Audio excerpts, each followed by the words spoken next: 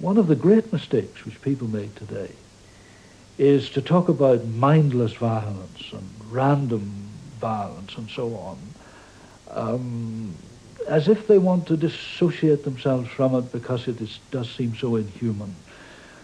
In fact, violence is never mindless in Ireland.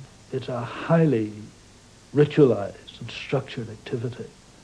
Violence in Ireland is the result of Ireland having been in a profoundly raw political conflict for centuries. When you get into a raw political conflict, you use violence. The IRA bomb London.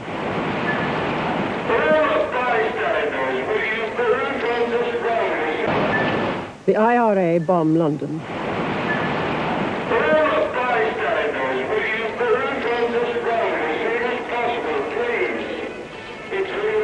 These bombings attempt to sap the will of politicians and the resolve of public opinion by confronting them with an unedifying, unending and costly battle. The IRA seeks to weary Britain into abandoning Northern Ireland. And no further forward, please. You've got to get out now. The fire brigade will do something peculiar.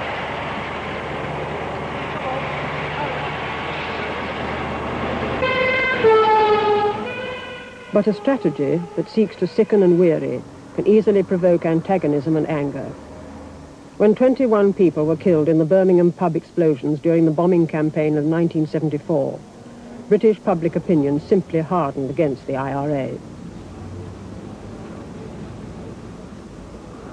The result was the draconian Prevention of Terrorism Act, passed within 4 days.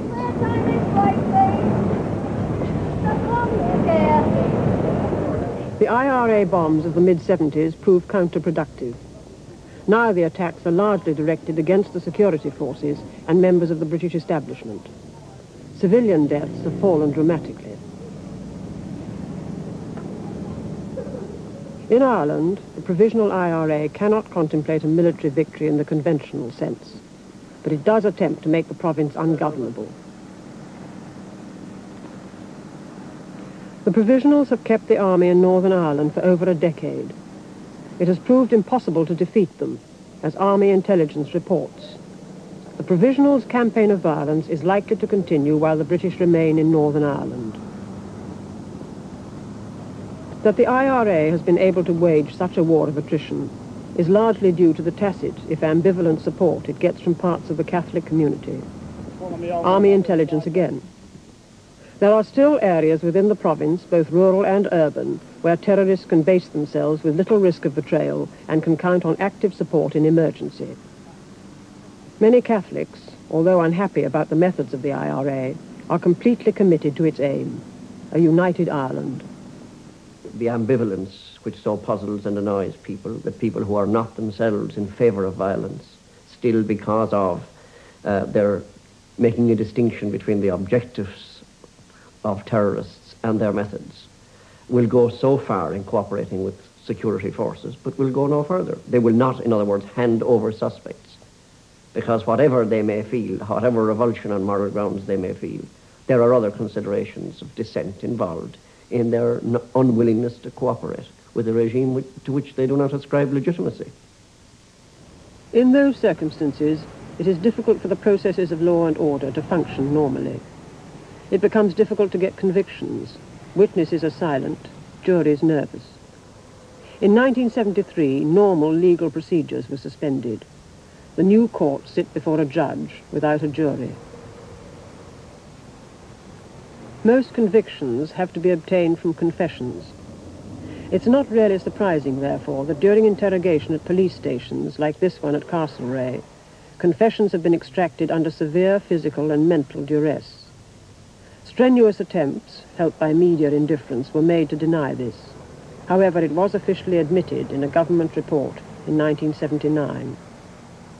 In the Maze prison, those found guilty of terrorist offences, both Republican and Loyalist, were given special status, including the right to wear civilian clothes.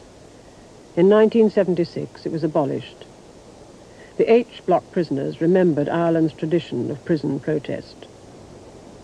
The role of prisoners the way in which prisoners are part of the struggle, the way in which prisoners behave, the role of a hunger strike, passive resistance.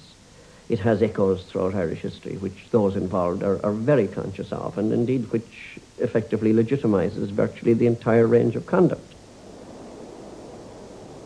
When prisoners convicted of terrorist offences were denied special status in 1976, they refused to wear prison uniform. Left naked, they covered themselves with their blankets. They were not allowed to leave their cells wearing blankets and would have had to go to the lavatories naked. This they refused. When chamber pots were upset during altercations with prison officers, they smeared their excrement on the walls rather than allow it to foul their bedding and soil the floor. What was at stake was whether these men were political prisoners or criminals, whether the authorities would admit that their crimes were politically motivated. We're political prisoners! We want political status! Special status would admit that these men were fighting for a cause, in a sense legitimize their actions. Look at that blanket, man! It is traditional in Republican politics that prisoners conduct and organize their own protest. After 4 years of this protest, there was growing doubt about its effectiveness, and the prisoners decided to resort to the traditional weapon of the Republican prisoner, the hunger strike. On the 27th of October 1980, 7 men, the same number as had signed the proclamation in